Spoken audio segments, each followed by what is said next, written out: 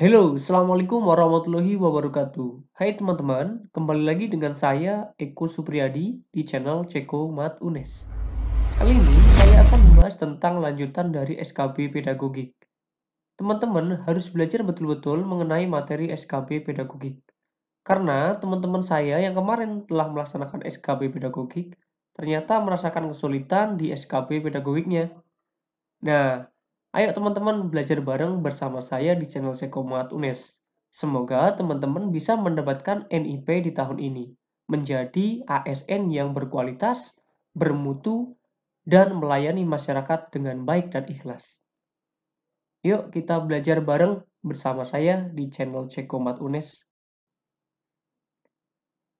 Setelah melakukan penilaian harian mata pelajaran matematika, materi operasi bilangan bulat diketahui dari 30 anak, terdapat 25 anak yang mendapat nilai di atas KKM atau kriteria ketuntasan minimal. Program pengayaan yang tepat untuk 25 peserta didik tersebut adalah A. Diberikan soal operasi bilangan bulat dengan tingkat kesulitan yang lebih tinggi. B. Diberikan tugas untuk membuat soal operasi bilangan bulat beserta jawabannya. C. Diberikan tugas untuk mengerjakan soal ulangan harian, khususnya jawaban yang salah. D. Diberikan tugas untuk membuat rangkuman operasi bilangan bulat. E. Diberikan tambahan materi operasi bilangan bulat di luar jam pelajaran. Jawaban yang tepat menurut teman-teman dari option A sampai E apa ya? Ya, jawaban yang tepat adalah A. Diberikan soal operasi bilangan bulat dengan tingkat kesulitan yang lebih tinggi. Kenapa? Program pengayaan yang tepat untuk mata pelajaran matematika adalah memberikan soal dengan tingkat kesulitan yang lebih tinggi. Karena soal-soal dalam mata pelajaran memiliki variasi yang berbeda. Dengan memberikan soal ketingkatan yang lebih sulit atau lebih tinggi, peserta didik dapat menambah pengetahuan mengenai KD yang dipelajari. Oke ya, pembahasan yang A cukup dimengerti? Oke, kita lanjut ke soal berikutnya. Jawabannya adalah yang A. Ayo kita bahas soal berikutnya. Kriteria kenaikan kelas ditetapkan dalam Permendikbud nomor 23 tahun 2016 tentang standar penilaian kurikulum 2013 revisi. Bertolak dari Permendikbud tersebut yang termasuk bukan syarat kenaikan kelas. Ini ya. Syarat kenaikan kelas tapi yang bukan adalah A.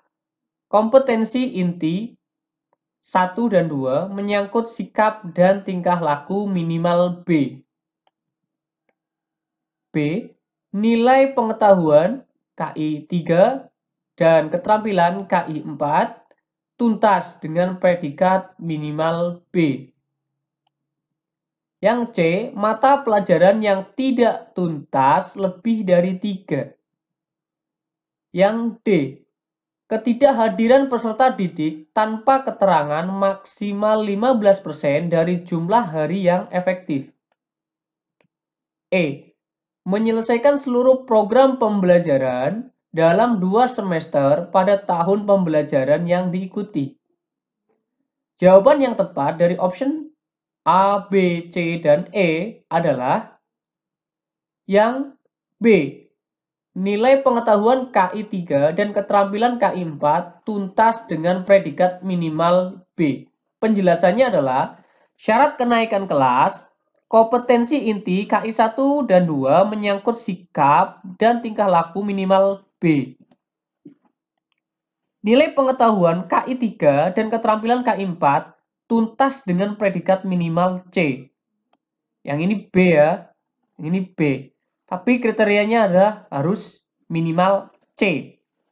Mata pelajaran yang tidak tuntas lebih dari 3. Tidak lebih dari 3.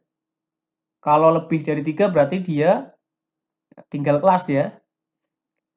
Ketidakhadiran peserta didik tanpa keterangan maksimal 15% dari jumlah hari yang efektif.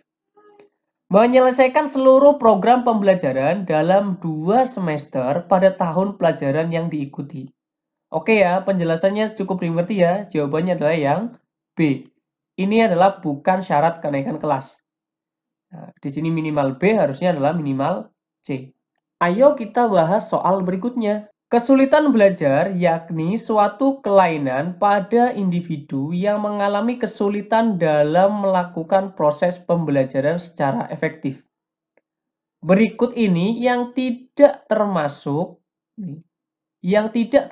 cara mengatasi kesulitan belajar peserta didik dalam mempelajari materi konsep perkalian adalah A. Menciptakan penyajian materi dengan media yang menarik. B. Menerjemahkan soal dalam bentuk cerita sehari-hari. C. Membuat peserta didik berkelompok. D. Memberikan bantuan kepada peserta didik yang mengalami kesulitan secara individual. E. Menggunakan teknik lattice. Jawaban yang tepat adalah, kalau menurut teman-teman apa? Jawaban yang tepat adalah yang C. Membuat peserta didik berkelompok. Mengapa demikian? Untuk mengerjakan materi konsep perkalian, membuat peserta didik berkelompok kurang efektif. Karena tiap peserta diharuskan berpusat perhatiannya kepada guru langsung. Tiap-tiap peserta didik diharapkan tidak terpecah konsentrasinya saat guru mengajarkan konsep perkalian. Jadi, dengan berkelompok kurang efektif untuk dilakukan. Nah, di sini adalah kesulitan dalam melakukan proses pembelajaran secara efektif berikut yang tidak termasuk. Ya, cara mengatasi kesulitan belajar peserta didik dalam mempelajari konsep perkalian. Berarti yang tepat adalah yang C. Oke ya, yang C ya. Oke, lanjut. Ayo kita bahas soal berikutnya. Soal-soal HOT merupakan asesmen yang berbasis situasi nyata dalam kehidupan sehari-hari, di mana peserta didik diharapkan dapat menerapkan konsep-konsep pembelajaran di kelas untuk menyelesaikan masalah.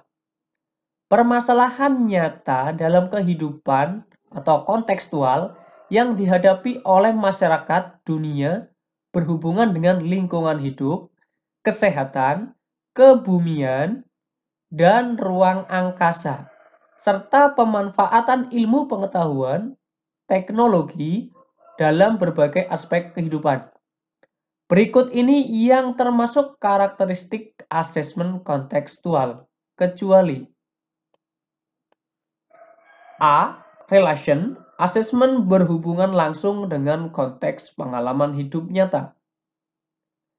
B. Experience, ditekankan kepada penggalian atau exploration, penemuan atau discovery, penciptaan atau creation.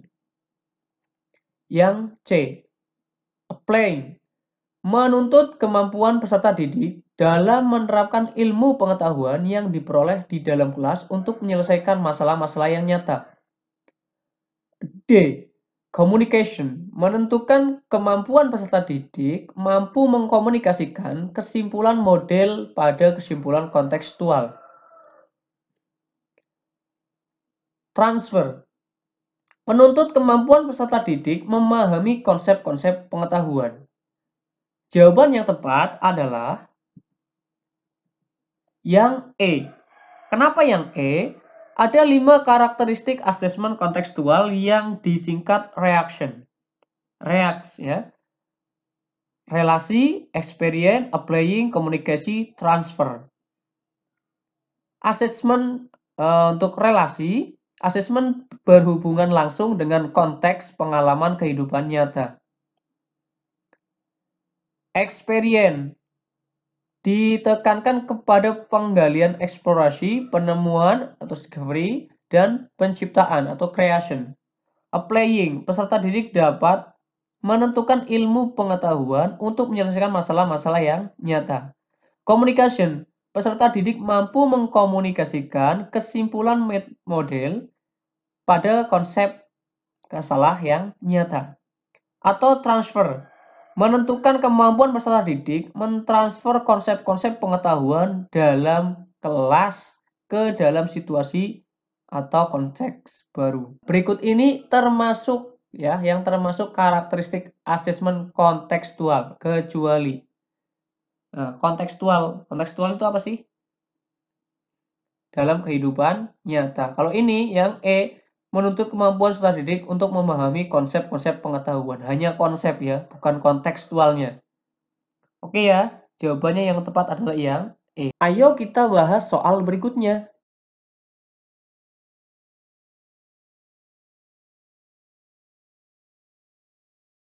Sikap yaitu perasaan suka atau tidak suka yang terkait dengan kecenderungan seseorang dalam merespon suatu objek. Sikap merupakan ekspresi dari nilai-nilai atau pandangan hidup yang dimiliki oleh seseorang. Sikap dapat dibentuk sehingga terjadi perilaku atau tindakan yang diinginkan. Pada penilaian sikap, diasumsikan bahwa setiap peserta didik memiliki perilaku yang baik. Perilaku menunjukkan sangat baik atau perlu bimbingan yang dijumpai selama proses pembelajaran dapat ditulis dalam bentuk jurnal atau catatan pendidik. Penilaian sikap mengacu pada dua aspek kompetensi yaitu KI 1 dan KI 2. Pada kompetensi sikap, terdapat penilaian utama dan penunjang. Penilaian penunjang diperoleh dari A. Observasi harian, B. Jurnal harian, C. Penilaian antar teman, D. Catatan anekdot, D.